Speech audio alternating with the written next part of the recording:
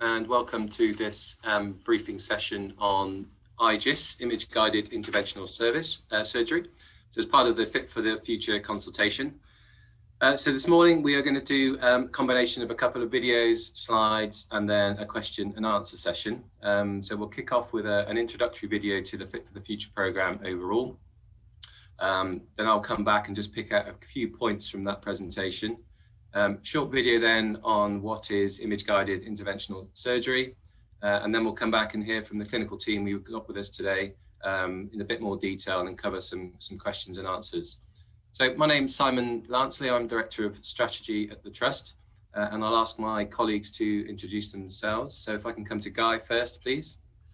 Morning, my name's Guy Hickson. I'm one of the interventional radiology consultants working across both sites here at the Trust. Thank you. And Donna, please. I'm Donna Parkin. I'm the consultant vascular nurse for Gloucestershire and Swindon networks, who cover all three sites.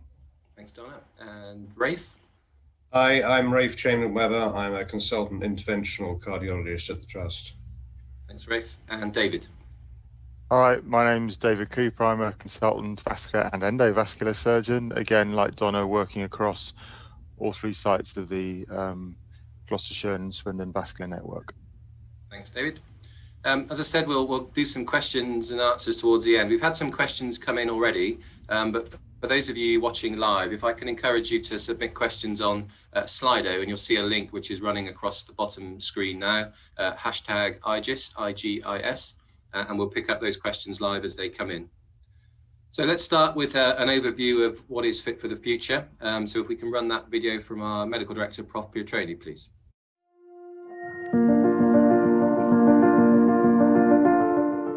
Our ambition is to provide world-class, leading-edge specialist hospital care for our patients.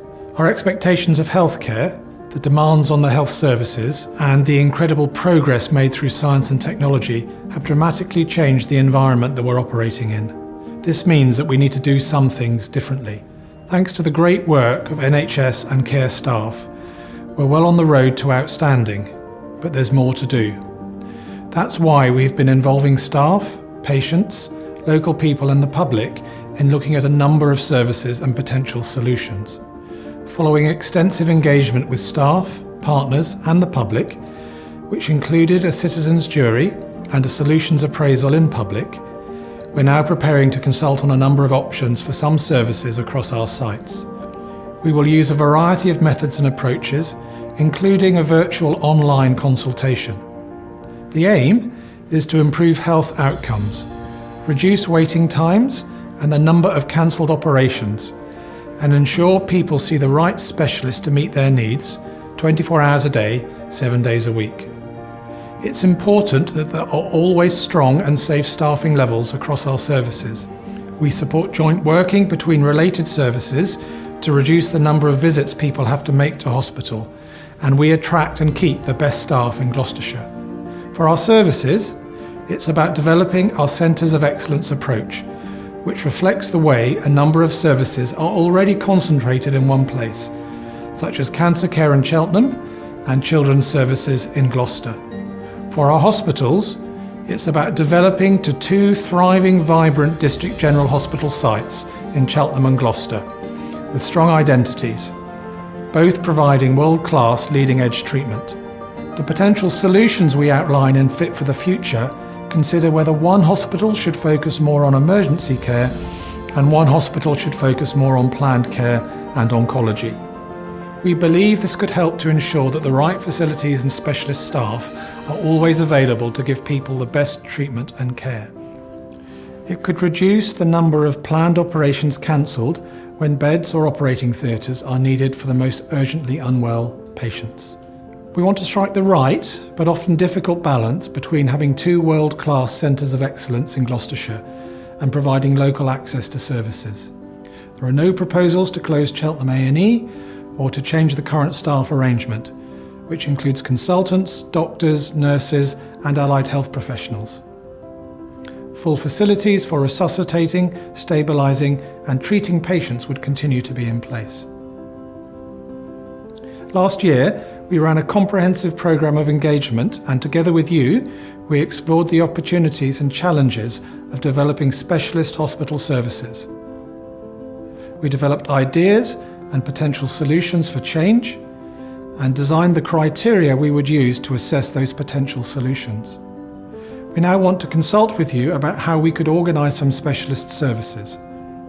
Acute medicine, gastroenterology inpatient services, general surgery, which means emergency general surgery, planned lower gastrointestinal or colorectal surgery, and planned day case surgery.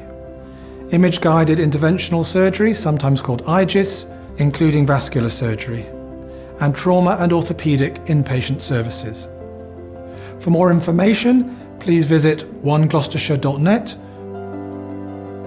or register with our new engagement platform, where you can share your views, experiences and ideas about health and care services at getinvolved.gloss.nhs.uk.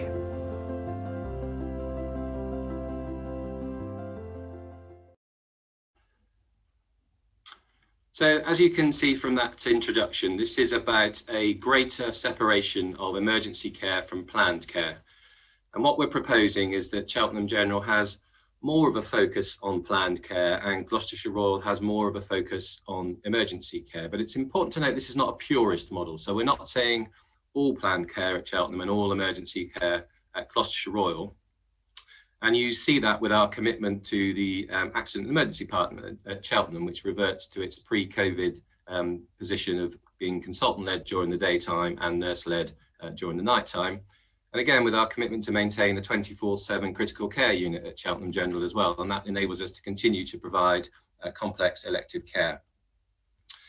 There's a vision statement there, which you can see is about a groundbreaking specialist hospital for Gloucestershire operating out of 2 sites. And some of you will be familiar with the history here, that the 2 sites merged back in 2002.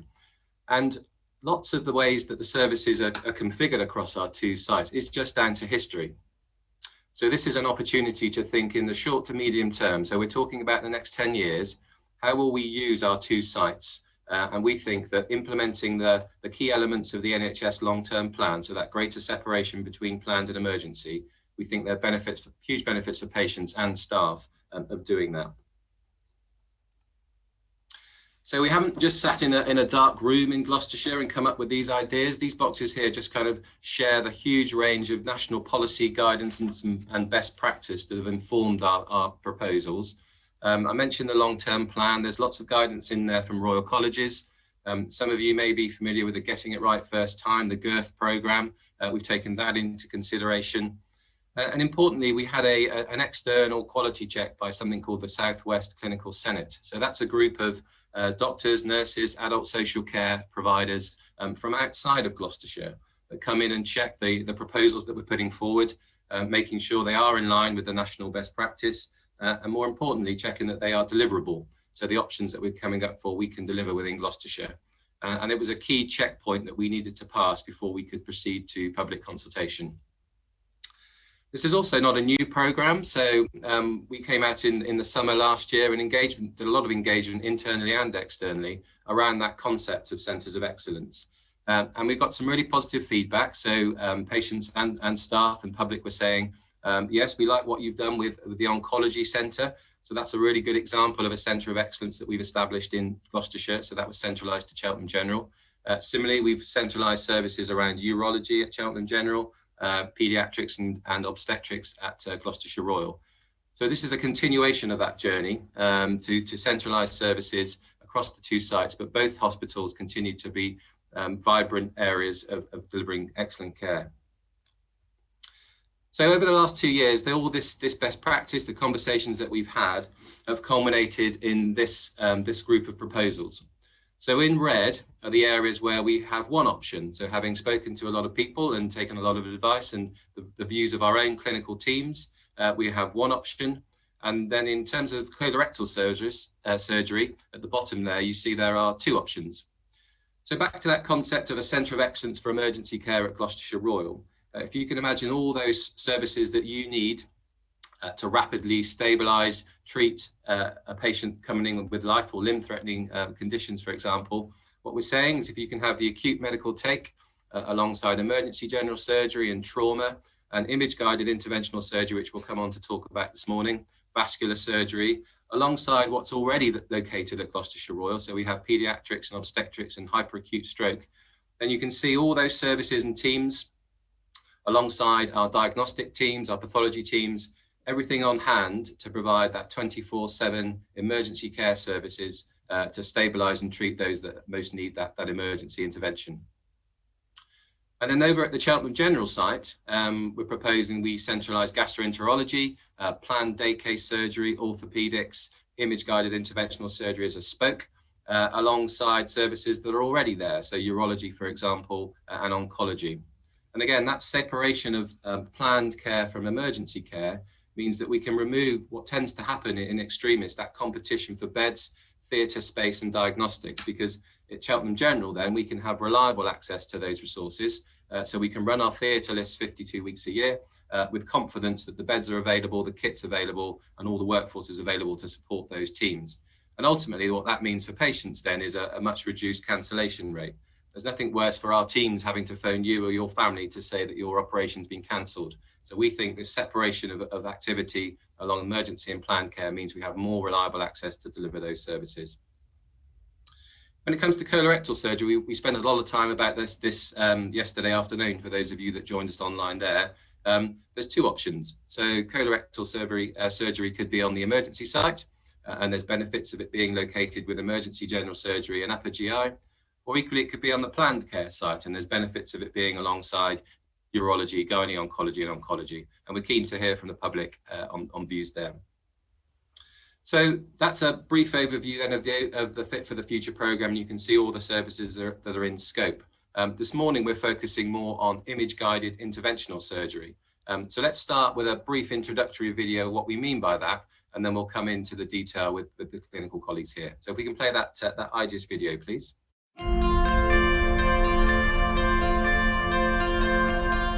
So image-guided interventional surgery is a term that we have coined within the Trust to encompass interventional radiology, interventional cardiology and vascular surgery.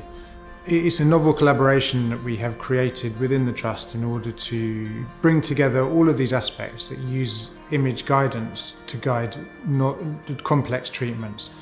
It is a relatively novel way of treating all sorts of problems using very small cuts, smaller than keyhole, that allows us to access many parts of the body to treat people who have, problems ranging from, life-threatening bleeding to cancer. And it relies heavily on using X-rays, but fundamentally means that we can do very complex procedures and not have the traditional big cuts that people think about when they really think about traditional surgery. At the moment, we're sending patients out of region for various specialist procedures. For example, for the cardiology element of the IGIS, they can deliver primary coronary angioplasty and stenting and intervention here, rather than having to go in the back of an ambulance down to Bristol. So as an interventional radiologist, I rely quite heavily on using very expensive X-ray machines that help me to do procedures that are very precise. And this kit is so expensive that we have to be very specific about where we can put it. And trying to put that in multiple places in hospital is just not realistic. We have the expertise to do this locally, and all we need is the facilities to do it properly. This machine is fine, but is 7-8 years old and is the only one left in the Trust that we have full access to from interventional radiology point of view at the moment. The room in Cheltenham has broken several times this year and is over 15 years old, and the interventional radiology theatre in Cheltenham is shared and is sort of on the wrong site because it's away from the acute work. The fundamental issue we were always coming up against was the fact that our patients were all over the place. They were going into different parts of our hospital, and depending on what day they were coming in, whether they would have the right team around them, they have the right kit. So we thought, well, the best way of sorting that out is to put all the right people in the right place. And this is fundamentally about bringing people together, from my point of view. So the opportunities here are really to create a first-rate interventional service in Gloucestershire. We have already done a fair amount of the groundwork on that. We have new consultants that have come in the last 3 or 4 years, and we are a long way down the path with commissioning and with funding of these services. The main areas we want to develop are the oncology side. So interventional oncology is a very exciting new area and is my specialist area of interest, where we put needles into tumours and we can use that to freeze, or we can use that to heat up the tumours to kill them. And therefore you don't need to have major surgery to take that tumour out, you kill it in situ. The other part of that is what we call chemoembolization, where we use a machine like this and we get our catheter into the blood supply for the tumour, and we deliver little beads which are soaked in chemotherapy, which then soak it directly into the tumour, thereby negating the systemic side effects of the chemotherapy. So the IGIS, or this image-guided intervention and surgical hub, will allow us to put this very expensive, very high-tech equipment in one place. The opportunity for us really is to deliver our potential.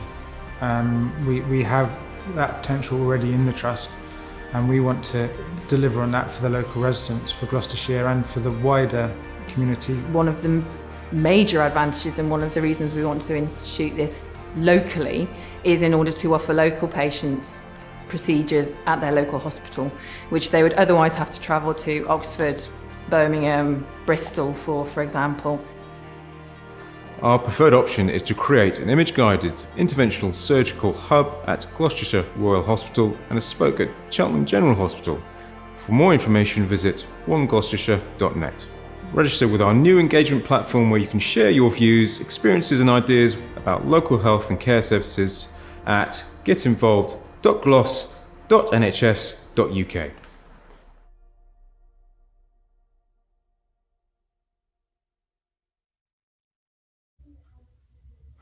Okay, so hopefully you found that helpful as an introduction.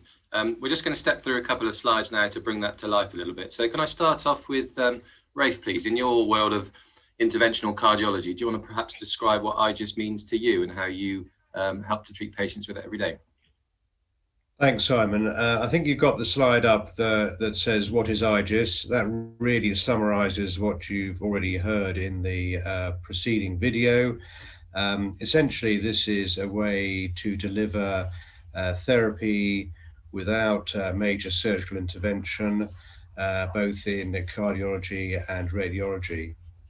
From the cardiac perspective, ideal mostly with patients who require intervention for acute coronary syndromes. Basically, it's a spectrum of illness that involves acute heart attacks and involves seeing some of the sickest patients that present to our hospitals.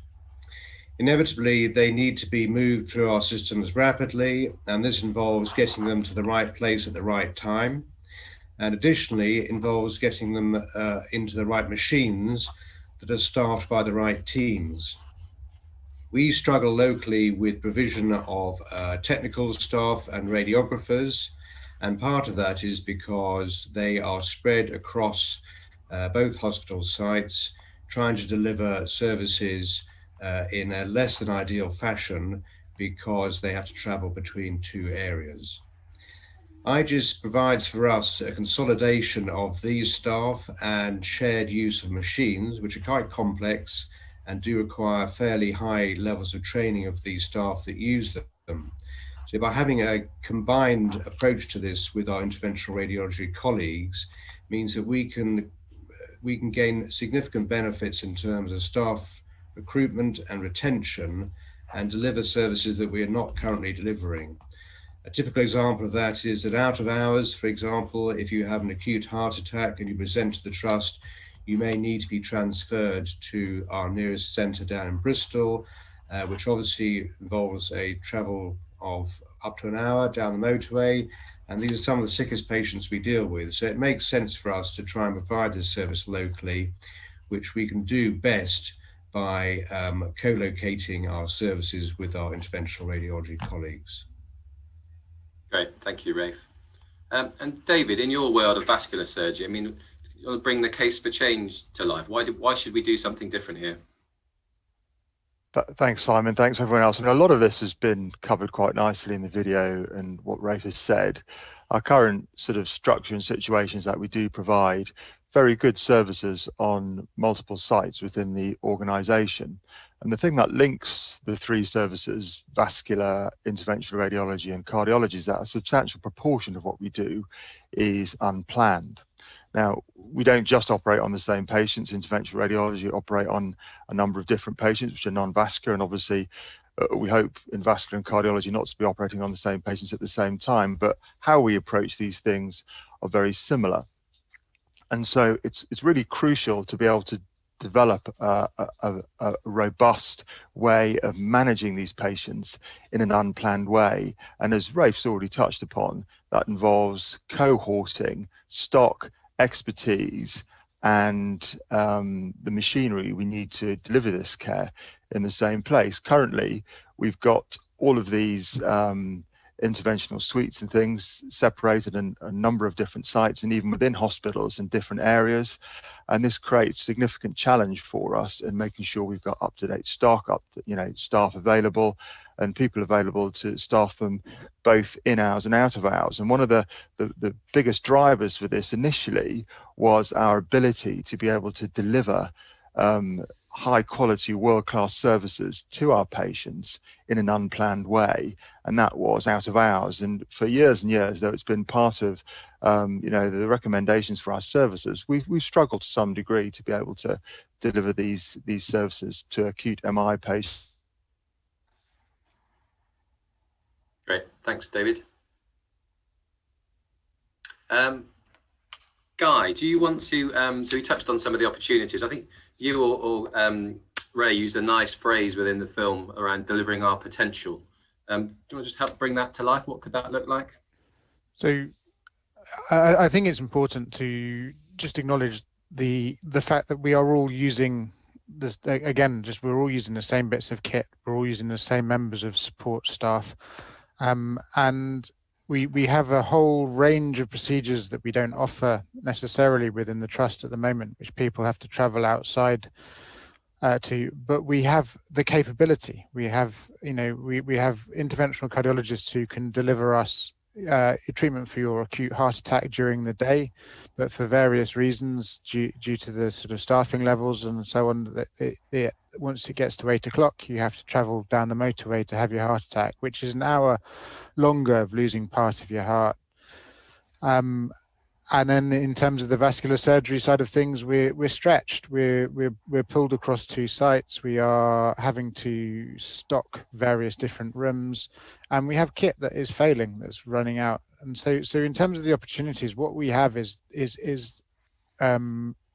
what we'd like to do is create a hub within Gloucestershire Royal that has 3 cardiac cath labs, 2 interventional radiology rooms, and a hybrid theatre for the vascular surgeons, with an interventional CT to do all of these complex cross-sectional type procedures as well. So this would be the envy of many, many hospitals, not just the big DGHs, but this would be the way that we're looking to set this up would be the envy of many teaching hospitals as well. And we have the opportunity to do that if we pull it together. But the other thing I just like to highlight is that we want to make the most of the Cheltenham site as well. And with that, we are already underway in terms of putting in a new room into Cheltenham to replace the one that is failing. And that is to serve the services that are already on the Cheltenham site. As you may or may not know, interventional radiology has a lot of interaction with urology, and that is obviously going to stay on the Cheltenham site. There are various elements of urology we don't offer currently as interventional radiologists. We don't offer complex ureteric stentings, which is something we're looking to expand into. We don't offer prostate artery embolization, which many of you will have read about in the newspapers, is a relatively new way of treating enlarged prostates, which involves a minimally invasive 5mm cut in your groin and putting catheters into the artery to treat the prostate. And so what I'm really saying is that we have the opportunity, we have the skills within our current consultant cohort to offer many, many more treatments than you're currently being offered in Gloucestershire, but we just don't have the facilities to do it effectively. And what we're asking is that the public engage with us to look at those options and hopefully come to similar conclusions to us that we think that this is the way to go. Great, thank you, Guy. Donna, can I come to you and your role as a consultant nurse and the wider nursing team you lead? What will these changes mean for you? This really gives us the opportunity to, we already have a experienced specialist nursing team that look after our patients on the ward, and also we have a good track record of advanced nursing practice roles. And we see the opportunity of being able to help ensure that our patients receive that specialist nursing care as quickly as possible. At the moment, it's quite difficult to be able to give that specialist care to patients that are on an opposite site. A lot of, as has already been mentioned, a lot of our patients come in unplanned. They come in through the main Gloucester site, and there can be a delay to those patients receiving a quick assessment and specialist nursing care. With us being on the correct site where the majority of our patients come in, it will allow us to hopefully place patients in the correct ward so that they see the correct team and have that expert nursing care straight away. And there's huge opportunities for us to make sure that we can also develop our nursing teams and their career pathways and develop more advanced roles. We already see the impact of patients having to travel from the Cheltenham to Gloucester site for things like dialysis, whilst they're still receiving specialist nursing care by us. So us being co-located on the right site with these key linkages will make a real difference to patients and their care. Great, thanks, Donna. So we've had a number of questions come in on Slido, which is great. So please do keep them coming in. First one, if I come to you, Rafe, someone's asking, what are the benefits for cardiology of being on the emergency site? So could you just talk about that a little bit? Thanks, Simon. So the key thing for us is time. If you're having a heart attack, for example, and delays in resupplying blood to the heart muscle that's involved directly translates into more damage, and more damage equates to a worse outcome. So for us, it's all about time, and time to restore blood supply to a blocked vessel. And necessarily, when patients come in, sometimes they walk into the emergency department, sometimes they come by ambulance. But once they're at the front door, the time is all ours to compress as much as we can. And if we are still transferring patients from the emergency access site at Gloucester Royal to the labs currently at Cheltenham, that inevitably introduces further delay, and it is difficult to compress that time. So by having our acute cardiac intervention on the same site as the main ED, it directly translates into better patient outcomes. Thank you. And same question to you, David, for vascular. Donna touched a little bit there about the link with renal services. But if vascular is on the emergency side, can you just bring that to life? What are the teams with vascular surgery benefit from being alongside? Sure. So vascular surgery, as people are probably aware, is already a reconfigured service, and reconfiguration was to respond to the benefits of what we call the volume outcome relationship. So if you get a service a bit like pancreatic resection services and things like that, and you put a number of services into one place and you increase the volume of work you do, you get improved outcomes.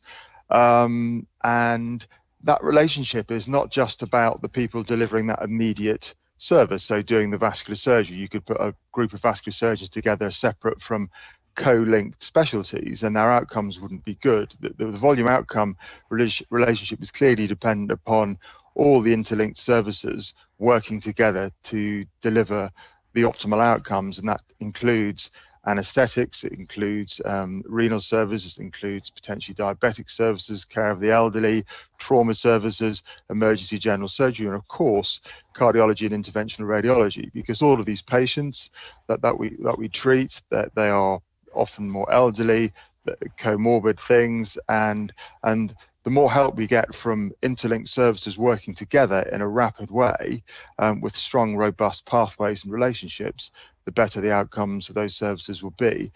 Many of our patients are diabetic, so about 10 to 15% of the inpatient population are diabetic, about 30% of the vascular ward are diabetic, so we need help from them. And many of those patients have renal failure. And our dialysis services are centred on the Gloucestershire site. So the historical situation, or the current situation, is frequently that those patients are constantly transferring across counties to get care, so they get adequate renal care part of the week and adequate vascular care part of the week. And we want to be able to deliver excellent care every day of the week for all of these patients. And that's just one significant example. Okay, thank you. Guy, if I can come to you, we had a question. I think there's a bit of confusion. What do we mean by a spoke? I think you mentioned the link to oncology and neurology, and similarly, another question is, why don't we just have two hubs? So can you just explain why we've gone to the hub and spoke model? Well, first of all, two hubs, that would be lovely. That would be, but unfortunately, Simon won't give us enough money for that.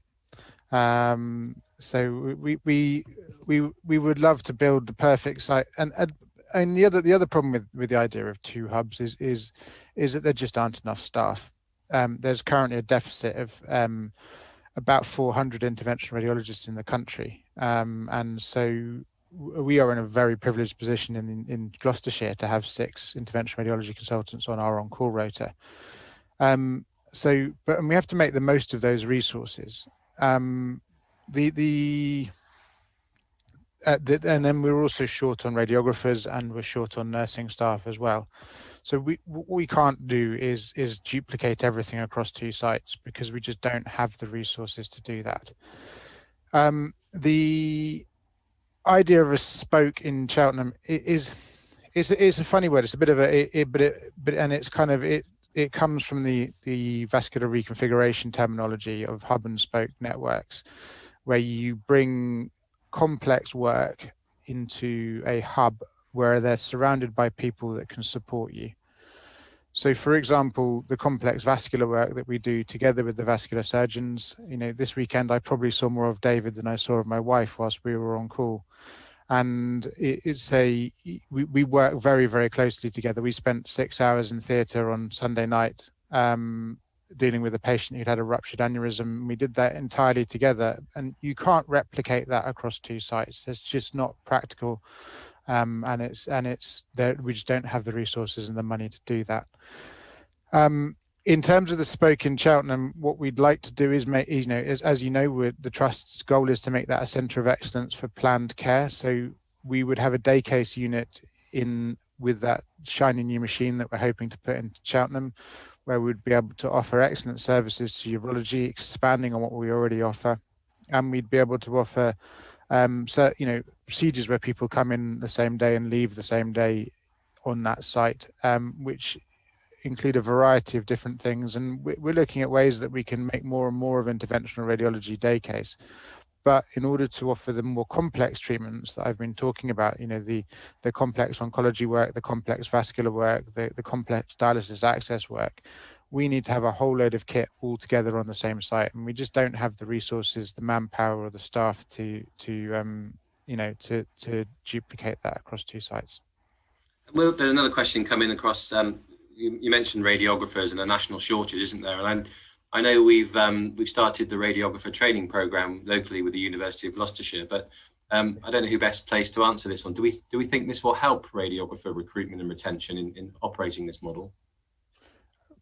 Massively. I think the radiographer and recruitment, this is something that Linda Bevan has put together, who is our lead radiographer and has been instrumental in driving all of these processes. And I think, we know within Gloucestershire we're seeing as a whole, not just in medicine, but also within the business community, we're seeing an outpouring of young people who are leaving Gloucestershire and leaving a hole in our demographic. And the idea of training people locally and training them up to do the local jobs that we need them to do is not only novel, but it will hopefully attract them to stay. They will build a life around the jobs that they are being trained to do, and that will hopefully stop us from losing them to big cities later on. Great, thank you. Question that I'll take is one around has GRH got the space and capacity to take this? And I think this is this comes into the broader programme. So the reason we're doing the Fit for the Future programme and consulting on a number of changes, so not only IGIS but acute medical take and general surgery and gastroenterology, trauma and orthopaedics, is to agree that strategy. So once we've got that strategy agreed and we know which services are going to be on which side, then we can prioritise our investment to deliver the additional, let's say we need some additional wards on one site and additional theatres on another, some of the kit equipment that the people we've been talking about this morning, and also that workforce recruitment and training of our existing. Once we've got the strategy agreed, then we can operationalise those plans. So this is not something that we complete this consultation process and then it happens the day after. This is a 2-3 year implementation programme where we do invest in our estate and our equipment and our workforce, but we do that knowing that this is the strategy that we're going to follow for the next 10 years. So hopefully that puts that kind of covers that question around the where and now in terms of timelines. I'll just check the other questions. I think we've covered most of them. If I just come to each of you, because a question that has come in, it said, what would it take to make the services the best in the UK? If I just come around and just a couple of words, what is it you're trying to achieve? What would it mean to you to have a centre of excellence for IGIS in each of the different areas? So for Donna, for you and your team, what would it mean to be working and living in a centre of excellence? Good question. I mean, I think I'm probably fairly biased in that we have an excellent team already. We are well known for the fact that we have a team of 7 advanced nurse practitioners that work across our vascular service 7 days a week, and is the envy of other departments and other trusts.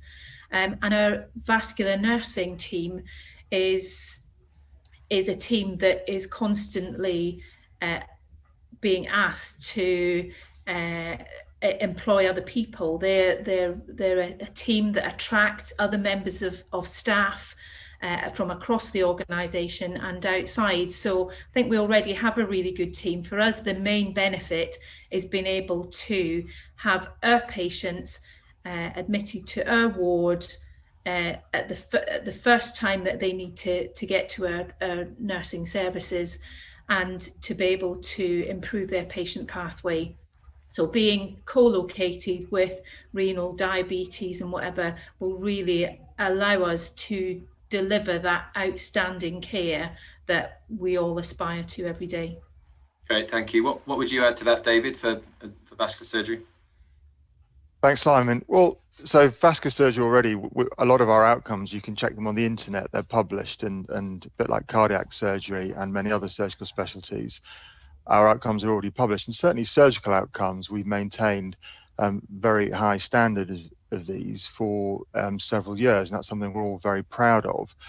I suppose what we find a lot of challenge in are vascular surgery of many of our pathways and things we're audited and assessed on by GERFT and by the Vascular Society are processed and the speed with which we get patients to intervention, because it's not just about a person who has an operation necessarily, it's about people who don't have operations and the time it takes for us to decide what to do, the time it takes them to get to their end point and their goal, and how we manage patients who aren't undergoing surgery. And what I'd like to see, and I think what this process will deliver, is us fulfilling all our obligations to a high quality but very rapid care. We have assessments on time for a carotid intervention to prevent stroke, which is getting patients to that stage within 7 to 14 days, depending on the guidelines. We have guidelines on getting patients to having their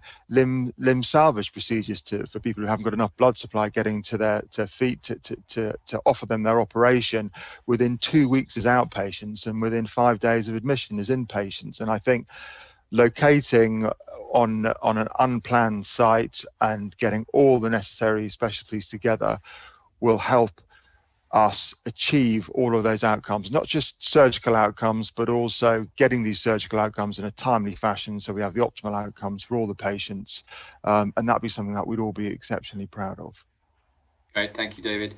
And Rafe, I guess in your world, that repatriation, Gloucestershire patients being treated in Gloucestershire would be a key measure for you?